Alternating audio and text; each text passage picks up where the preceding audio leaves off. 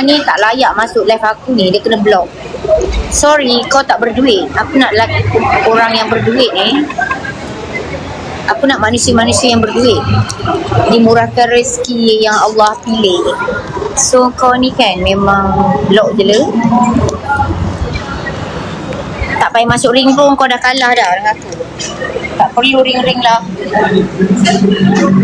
Tengok je pencapaian, kau dah kalah.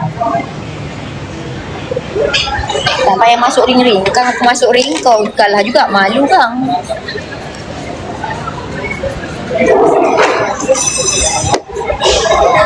Tengok pencapaian aku, tengok hidup kau dengan aku. Kau dah kalah dah, jauh. So tak payah nak masuk ring sangat lah.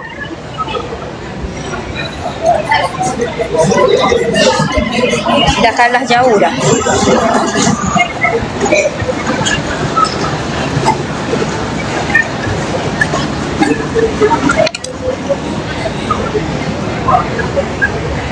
Jauh untuk di-levelkan. I tak pernah kena tangkap apa-apa. Kau dah 3-4 kali kena tangkap. Memalukan.